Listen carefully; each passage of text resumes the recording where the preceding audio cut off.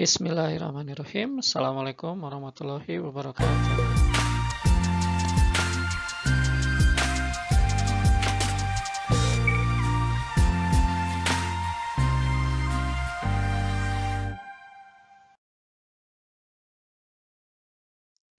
Oke, soal pertama ini tentang pertidaksamaan pecahan dengan pembilang yang mengandung nilai mutlak gitu ya. Biasanya untuk menyelesaikan soal seperti ini kita buka dulu tanda mutlaknya. Ingat lagi definisi tentang nilai mutlak, bahwa nilai mutlak itu punya dua kemungkinan. Dia akan bernilai fx atau dirinya sendiri itu kalau fx-nya lebih besar sama dengan 0. Dia juga bisa bernilai negatif fx kalau fx-nya lebih kecil dari 0. Oke, jadi dia bisa bernilai 2 ya. Nah sekarang gimana dengan mutlak x plus 1? Mutlak x plus 1 pun nanti akan punya dua nilai. Yang pertama sebagai x plus 1 itu sendiri, saat x plus 1-nya lebih besar sama dengan 0, atau kalau kita pindah ruaskan satunya, maka saat x-nya lebih besar sama dengan min 1. Dia juga bisa bernilai dari min x plus 1 untuk x yang kurang dari min 1. Oke, sehingga nanti bentuk mutlak di pertidaksamaan ini itu bisa diganti oleh dua nilai. Jadi kita nanti punya dua kasus gitu ya.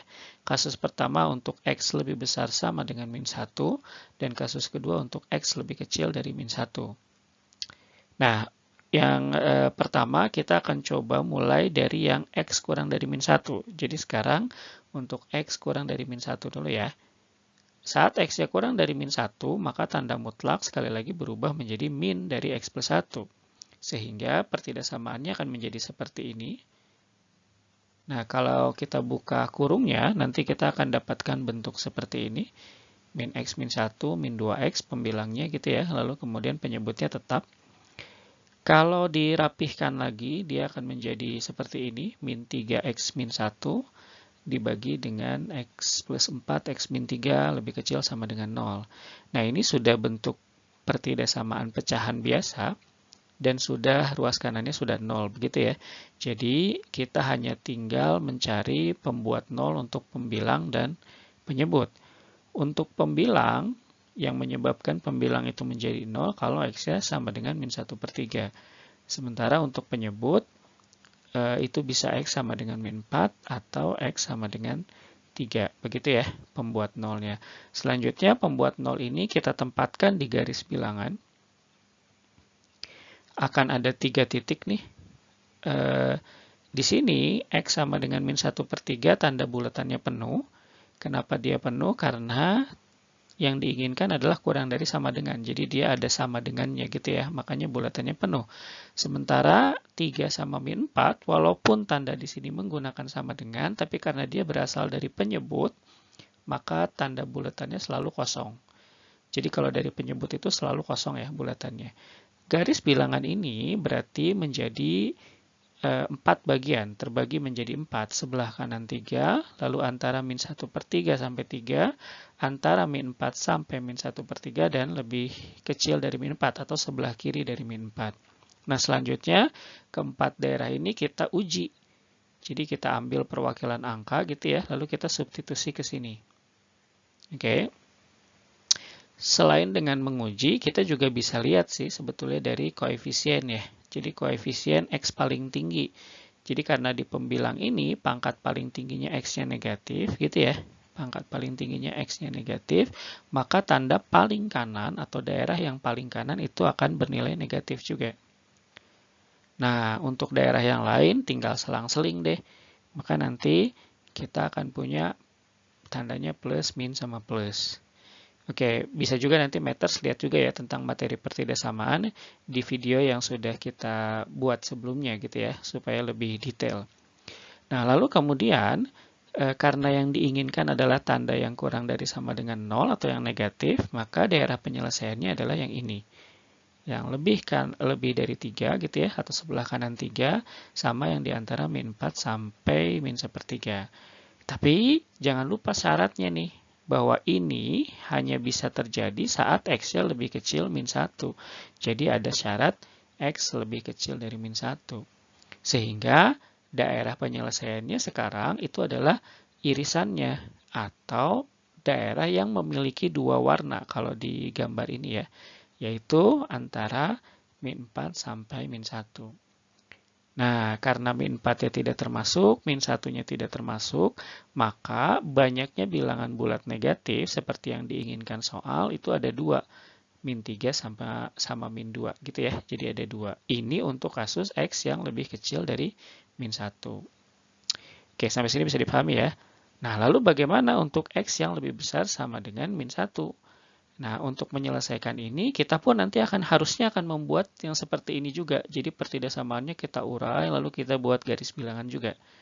Nah, hanya saja kalau kita jeli, karena di sini yang ditanya adalah banyaknya bilangan bulat negatif, gitu ya.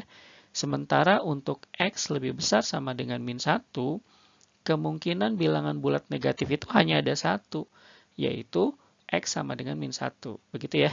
Jadi, dengan demikian kita tidak perlu mengurai pertidaksamaannya, kita hanya cukup menguji saja X sama dengan min 1. Ngujinya gimana? Jadi X sama dengan min 1, tinggal kita substitusi ke sini, semua X diganti sama min 1 gitu ya. Hasilnya kita tinggal cek, betulkah dia lebih kecil sama dengan 0. Oke, kita coba lihat deh. Jadinya nanti seperti ini, setelah X-nya diganti sama min 1 semua, maka jadi seperti ini ya. Pembilangnya nanti hanya tinggal menyisakan 2 gitu ya. Sementara penyebutnya nanti ketika dihitung itu sisanya min 12. 2 dibagi min 12 itu pasti lebih kecil sama dengan 0. Sehingga pernyataan untuk X sama dengan min 1 itu adalah bernilai benar. Dengan demikian, X sama dengan min 1 itu juga penyelesaian dari pertidaksamaan ini. Oke, dengan demikian, banyak bilangan bulat negatifnya sekarang bertambah 1. Jadi banyak bilangan bulat negatifnya sekarang adalah 3. Sehingga jawaban yang tepat untuk soal yang ini itu adalah yang B. Soal kedua ini soal tentang trigonometri ya. Ditanya adalah sin kuadrat X1 ditambah dengan sin kuadrat X2. Soalnya 2 kotangan X dikurangi 2 tangan X dikurangi dengan 4 sin X dikali cos X sama dengan 0. Supaya tidak terlalu banyak trigonometrinya, maka kita coba ubah ya, kotangan sama tangan. Ingat, tangan itu adalah sin X dibagi dengan cos X, sementara kotangan itu adalah cos dibagi dengan sin. Begitu ya. Jadi kita bisa tuliskan seperti ini. Selanjutnya, supaya tidak ada pecahan per sin dan per cos di sana, maka kita kalikan semuanya itu dengan sin X dan cos X. Di sebelah kiri, di ruas kiri, itu nanti menyisakan 2 cos kuadrat X dikurangi 2 sin kuadrat X dikurangi dengan 4 sin kuadrat X cos kuadrat X sama dengan 0. Jadi setelah semua dikaliin, hasilnya adalah seperti ini ya. Nah, lalu berikutnya, karena yang ditanya nanti sin X gitu ya, sin kuadrat gitu, maka kita ubah juga cos kuadratnya menjadi bentuk sin kuadrat. Kita punya rumus di trigonometri bahwa sin kuadrat X ditambah cos kuadrat X itu sama dengan 1. Sehingga cos kuadrat X-nya boleh saja diganti dengan 1 min sin kuadrat X. Begitu ya. Jadi dia boleh diganti itu, maka persamaan yang terakhir kita ganti semua cos kuadratnya dengan 1 min sin kuadrat X. Hasilnya akan menjadi seperti ini. Nah, lalu kemudian kita tinggal kali-kalikan saja. Ini dibuka kurungnya gitu ya. Kurung ini sama kurung ini nanti kita buka. Hasilnya akan menjadi seperti ini. Kalau kita rapihkan bentuknya jadi gini. Jadi hasil akhirnya adalah 4 sin pangkat 4x dikurangi dengan 8 sin kuadrat x ditambah 2 sama dengan 0. Kalau buat meters yang sudah terbiasa dengan bentuk ini, maka kita bisa langsung mencari sin kuadrat X1 ditambah sin kuadrat X2, yaitu rumusnya min B per A. Nah, B-nya itu adalah min 8, sementara A-nya 4. Sehingga hasil akhirnya nanti adalah 2. Jadi sin kuadrat X1 ditambah sin kuadrat X2 itu nanti hasilnya adalah 2. Lah, tapi kalau buat teman-teman yang misalkan masih belum terbiasa dengan bentuk ini, kenapa dia bisa langsung seperti ini, maka teman-teman bisa melakukan pemisalan. Jadi kita bisa misalkan sin kuadrat X-nya itu sama dengan Y. Sehingga bentuk yang ini itu nanti berubah menjadi 4y kuadrat dikurangi dengan 8y ditambah 2 sama dengan 0. Nah, kalau ini akarnya adalah y1 sama y2, ingat di materi persamaan kuadrat ada materi penjumlahan akar, di mana y1 ditambah y2 itu adalah min b per a. Tinggal kita kembalikan lagi saja ke pemisalannya, karena y itu adalah sin kuadrat x, maka y1 adalah sin kuadrat x1, dan y2 adalah sin kuadrat x2. Sama hasilnya min b per a, hasilnya adalah 2 juga. Sehingga jawabannya itu adalah yang D. Oke, soal berikutnya ini soal tentang hiperbola. Hiperbola ini materi irisan kerucut ya. Ini biasanya materi ini tuh tidak semua sekolah mengajarkan gitu. Jadi kadang-kadang beberapa sekolah itu tidak mengajarkan materi ini, materi tentang irisan kerucut gitu ya. Jadi sekilas kita coba lihat dulu materi ini tuh seperti apa. Hiperbola itu nanti akan ada dua jenis. Yang pertama hiperbola horizontal dan yang kedua vertikal. Jadi gambar hiperbola tuh seperti ini nih, ada dua kurva di setiap hiperbola itu gitu ya. Jadi yang hitam ini, kurva yang hitam ini tuh adalah hiperbola. Nah, ini bentuk yang hiperbola horizontal. Sementara kalau yang vertikal itu kurvanya terbuka ke atas dan ke bawah. Nah, garis yang putus-putus merah ini, nah itulah yang disebut dengan asimtot gitu ya, asimtotnya. Sementara titik di sini, H, K ini adalah pusat dari hiperbola. Nah, persamaan hiperbola itu bentuk bakunya seperti ini. Jadi untuk yang horizontal, bentuk bakunya X min H kuadrat dibagi dengan A kuadrat dikurangi dengan Y min K kuadrat dibagi B kuadrat sama dengan 1. Oke. Nah, lalu kemudian kalau untuk yang vertikal seperti ini. Apa sih bedanya horizontal dan vertikal? Yang paling terlihat adalah ini. Jadi kalau di horizontal, X kuadratnya koefisiennya nanti positif, sementara Y kuadratnya itu koefisiennya pasti negatif. Sementara kalau di vertikal, Y kuadratnya yang positif, X kuadratnya nanti yang negatif. Nah, lalu persamaan asimtotnya dapatnya dari mana? Persamaan asimtot itu nanti rumusnya adalah seperti ini. Y min K sama dengan plus minus B per A dikali dengan X min H, ini untuk yang horizontal. Sementara untuk yang vertikal itu nanti plus minus A per B. Jadi gradiennya adalah A per B. Nah, kalau kita lihat bentuk soal, di sini adalah 4Y kuadrat dikurangi X kuadrat. Jadi koefisien Y kuadratnya positif, sementara koefisien X kuadratnya negatif. Sehingga bentuk yang paling cocok untuk soal nomor 6 ini adalah hiperbolanya adalah yang vertikal, gitu ya. Nah, ini sekilas materi tentang hiperbola, gitu ya. Nah, ini tujuan kita nanti mencari nilai K, mencari nilai H, mencari nilai A sama B. Oke, supaya gampang, maka persamaan hiperbola yang disoal, kita jadikan saja dia bentuknya menjadi bentuk baku. Sehingga nanti posisi K, H, sama A, sama B-nya itu lebih mudah untuk dilihat. Oke, nah gimana cara membuat persamaan hiperbola ini menjadi bentuk baku? Maka yang paling mudah adalah kita pindahkan dulu konstantanya ke ruas kanan gitu ya. Jadi kita akan punya seperti ini. Lalu kemudian Y sama Y-nya dikumpulin, X sama X-nya juga dikumpulin. Nah, karena koefisien Y-nya itu 1 gitu ya, dan X-nya juga koefisiennya nanti 1, maka kita kelompokkan dulu deh antara Y sama X-nya. Nanti kita punya bentuk seperti ini. 4Y kuadrat plus 4Y dikurangi dengan X kuadrat min 6X. Karena sudah pakai kurung ya, jadi di dalam sini jadi min. Oke, sampai sini bisa difahami ya. Selanjutnya, tujuan kita akan membentuk kuadrat sempurna. Jadi bentuk ini nih, Y min K kuadrat atau X min H kuadrat. Jadi kita akan bikin kuadrat sempurna. Karena di sini baru ada Y kuadrat ditambah 4Y, kita harus menambahkan sesuatu gitu ya. Baik di sini ataupun di sini. Jadi kita harus menambahkan suatu bilangan sehingga nanti kita bisa membentuk kuadrat sempurna. Nah, berapa bilangan yang pas untuk mengisi titik-titik ini? Nah, titik-titik ini tuh bisa kita isi dengan kuadrat dari setengah ini nih. Jadi kan angka 4 ini ya, setengahnya itu kan 2 nih. nah itu dikuadratkan. Hasilnya 4, sehingga titik-titik ini itu diisi dengan angka 4. Nah, karena di sini ditambah dengan suatu bilangan 4, yang nantinya kalau dibuka kurungnya dia dikali juga dengan 4, berarti kan artinya ruas kiri ini ditambah dengan 16. Supaya seimbang, maka ruas kanan juga harus kita tambah dengan 16. Oke, nah lalu kemudian berapa bilangan yang tepat untuk mengisi titik-titik di sini? Sama juga caranya.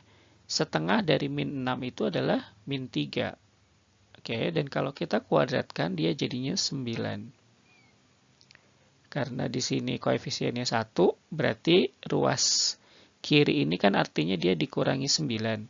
Sehingga ruas kanan pun harus kita kurangi 9. Nah, bentuk yang di dalam kurung untuk y kuadrat ditambah 4y ditambah 4 itu bisa dibentuk menjadi kuadrat sempurna y plus 2 kuadrat. Begitupun untuk yang x kuadrat min 6x plus 9 itu kuadrat sempurnanya adalah x min 3 kuadrat. Sementara hasil dari sini itu hasil akhirnya adalah 4. Nah, lalu kemudian karena di kanan itu harusnya jadi 1, bentuk baku itu kan selalu 1, maka nanti kita semua bagi 4 saja ini semuanya, ruas kanan dan ruas kiri. Jadi bentuk akhirnya akan menjadi seperti ini, y plus 2 kuadrat dibagi 1 dikurangi dengan x min 3 kuadrat dibagi dengan 4. Kalau kita lihat posisinya, berarti yang jadi k itu adalah min 2, lalu kemudian yang jadi h itu nanti adalah 3, yang jadi a itu adalah 1, dan yang jadi b itu adalah 2. Oke, karena kan di sini b kuadrat ya, b kuadratnya 4, maka nanti b-nya 2. Kira-kira seperti itu ya, mudah-mudahan bisa difahami. Terakhir kita tinggal buat deh persamaan asimtotnya. Jadi akan ada 2 untuk yang plus a per b sama yang min a per b. Jadi nanti asimtotnya itu ada 2. Yang pertama untuk yang plus nanti jadinya 1/2, a-nya 1, b-nya 2 ya. Lalu kemudian untuk yang negatifnya berarti min setengah gini. Bentuknya seperti ini. Lalu tinggal kita kali 2 semua gitu, atau kita kali silang nih 2-nya ke ruas kiri. Jadinya seperti ini. Untuk yang pertama jadinya 2y plus 4 sama dengan x min 3. Untuk yang kanan jadinya 2y plus 4 sama dengan min x plus 3. Tinggal kita rapihkan saja bentuknya gitu ya. Jadikan x-nya positif nih gitu. Tinggal dipindah ruas, kalau yang ini tinggal dipindah ruas ke kiri semua, nanti hasilnya akan jadi seperti ini. Jadi ada 2 ya. Makanya di sini ditanya salah satu, karena ada 2. Bisa yang x min 2y min 7, atau yang x plus 2y plus 1. Nah, hati-hati nih jawabannya pada mirip-mirip gitu ya. Nanti jawaban yang bisa kita ambil itu adalah yang ini, x plus 2y plus 1. Sehingga jawaban yang tepat untuk soal ini adalah yang D.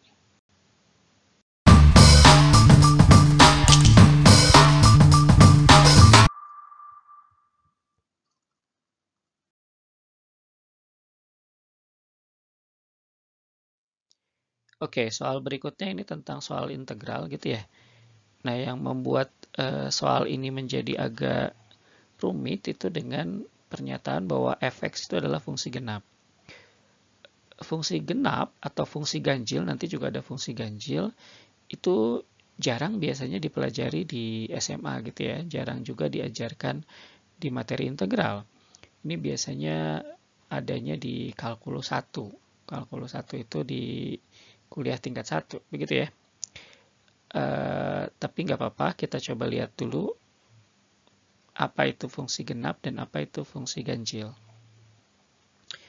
Baik, f(x) itu disebut fungsi genap jika grafiknya itu simetri terhadap sumbu y. Jadi yang disebut dengan fungsi genap itu adalah fungsi yang dia kalau kita buat grafiknya itu dia simetri terhadap sumbu y.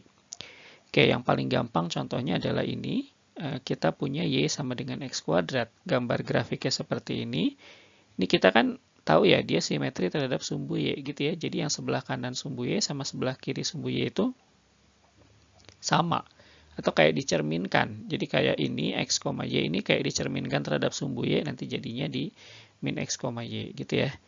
Nah, fungsi genap juga biasanya juga bisa dinyatakan dengan pernyataan seperti ini nih, bahwa fx itu sama juga dengan f min x. Ya, di sini saat x-nya itu adalah x, nilai y-nya adalah y. Tapi saat x-nya min x, nilai y-nya juga tetap y. Jadi dia sama gitu ya. Nah, ini yang disebut dengan fungsi genap. Sementara kalau fungsi ganjil, itu dia grafiknya simetri terhadap titik asal. Titik asal di sini titik 0,0 ya. Nah, contohnya itu adalah grafik sin X. Jadi, simetri terhadap titik di sini. Nah, kalau kita lihat nih, di yang Pi misalkan gitu ya. Posisi Pi kalau kita cerminkan ke 0,0 nanti dapatnya di sini. Di yang min Pi ini. Begitupun kalau V per 2 di posisi sini kita cerminkan terhadap 0,0 dapatnya yang di sini gitu ya. Jadi dia simetri terhadap titik 0,0. Nah, pernyataan lainnya adalah bahwa f min x itu sama dengan min fx. Oke. Jadi gitu ya, kalau V per 2 dia hasilnya adalah 1, kalau min V per 2 yaitu min 1. Nah, ini adalah ciri dari fungsi ganjil.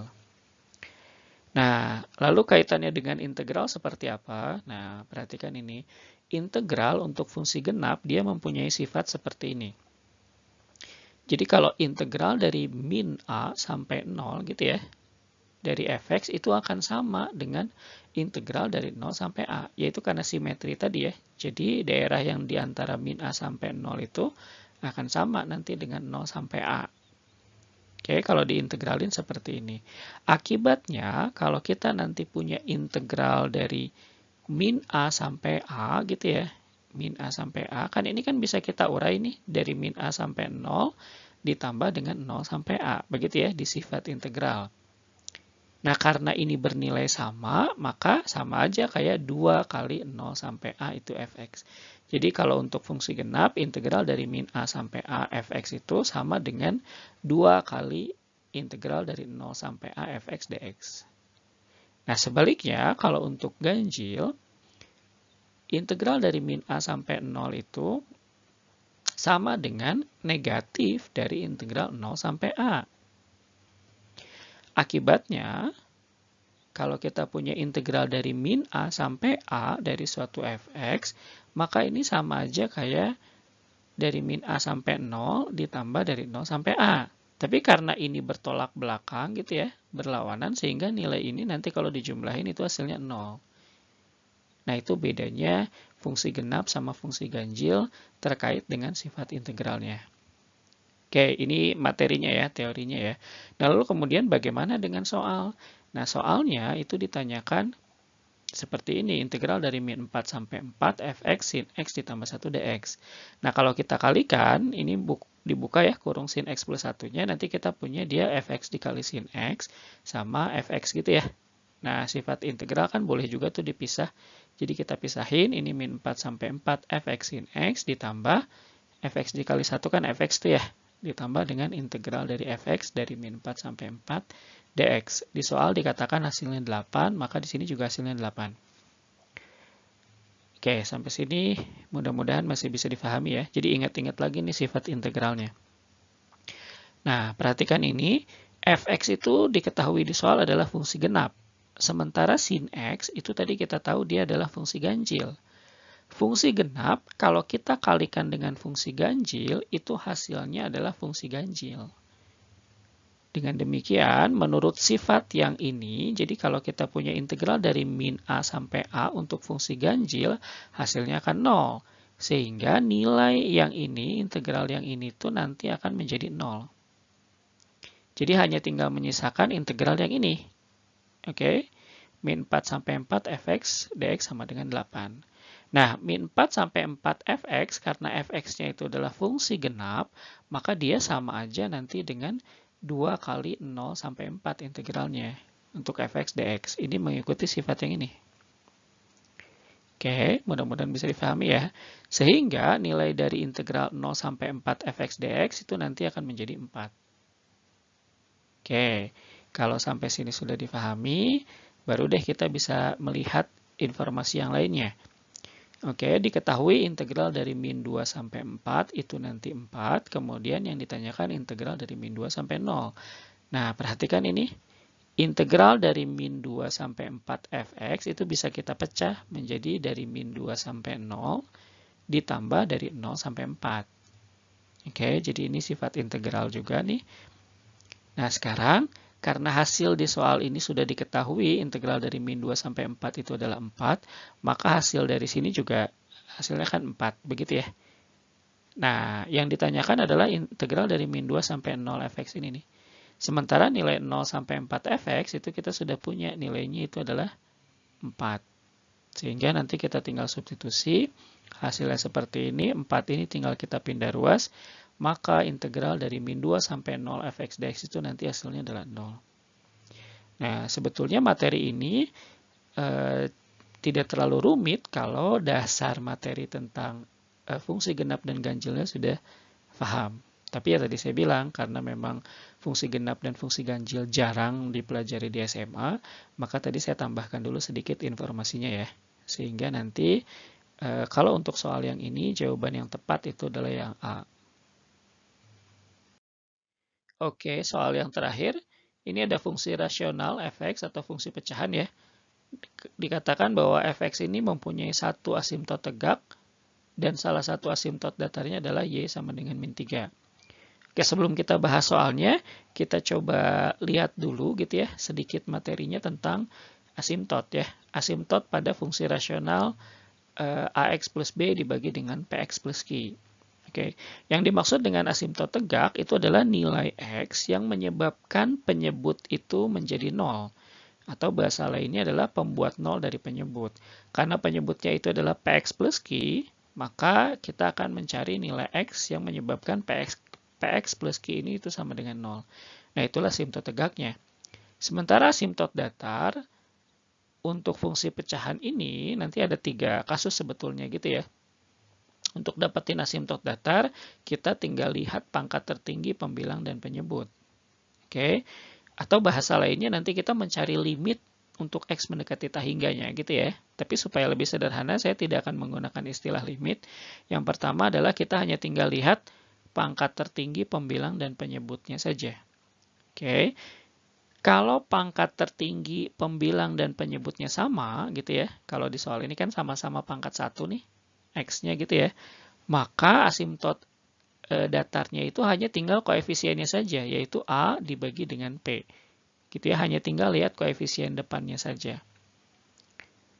Oke, tapi kalau misalkan nih kasus ini pangkat yang di atasnya pembilangnya itu lebih besar dari pangkat penyebut, maka dia tidak akan punya asimtot datar. Oke.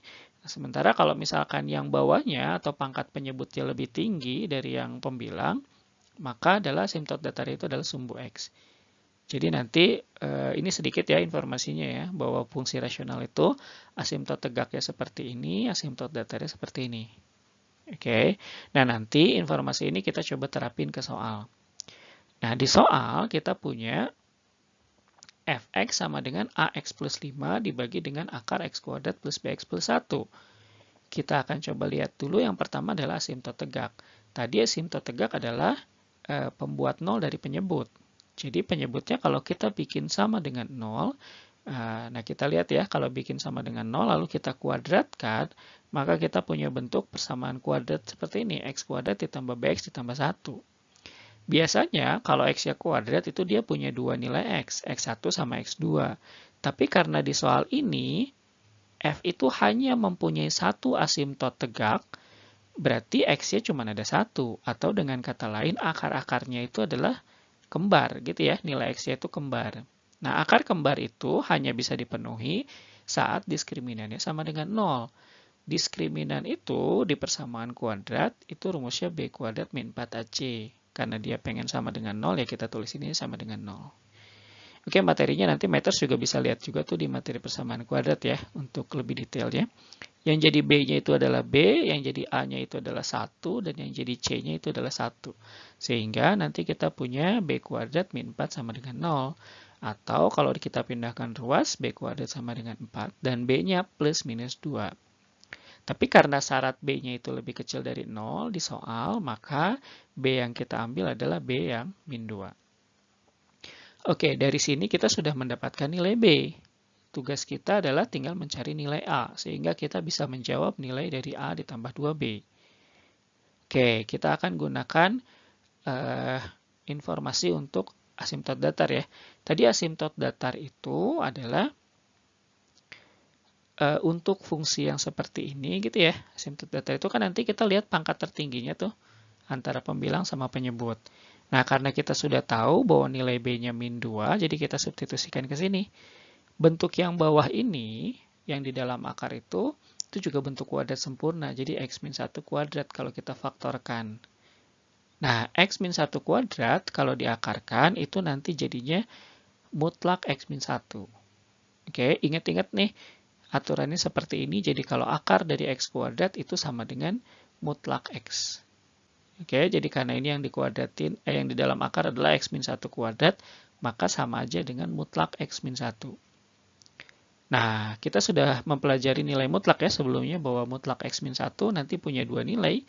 Dia akan sebagai X min 1, akan juga sebagai negatif dari X min 1. Oke, ini sudah ya tadi di soal sebelumnya ya, jadi nggak terlalu saya jelasin lagi. Sehingga untuk X yang lebih besar sama dengan 1, bentuk fx-nya nanti akan menjadi seperti ini. Nah, kemudian karena pangkatnya sudah sama-sama 1 nih, pembilang sama penyebut gitu ya, paling tinggi x-nya itu pangkat 1, maka tinggal koefisiennya saja. Maka asimtot datarnya itu adalah y sama dengan a, kan a dibagi 1a gitu ya. Nah, karena di soal asimtotnya itu adalah min 3, berarti ya sudah y sama dengan a, ya sama dengan min 3. Dengan demikian, nilai a-nya itu adalah sama dengan min 3. Tapi A sama dengan min 3 itu tidak memenuhi syarat nih, karena yang diinginkan adalah A-nya lebih dari 0. Sehingga kita bisa coba nilai yang satu lagi, yaitu kasus untuk X sama lebih kecil dari 1. Fx-nya nanti akan menjadi seperti ini, sehingga asimtot datarnya itu nanti akan menjadi Y sama dengan min A. Dan ini sama dengan min 3. Oke, sehingga nanti A-nya sama dengan 3. Nah, ini adalah A yang diinginkan. Terakhir, nilai A plus 2B jadinya akan sama dengan 3 ditambah min 4 sama dengan min 1. Sehingga jawabannya itu adalah B. Oke, Meters, sampai sini pembahasan untuk SBMPTN 2017. Semoga bermanfaat. Assalamualaikum warahmatullahi wabarakatuh.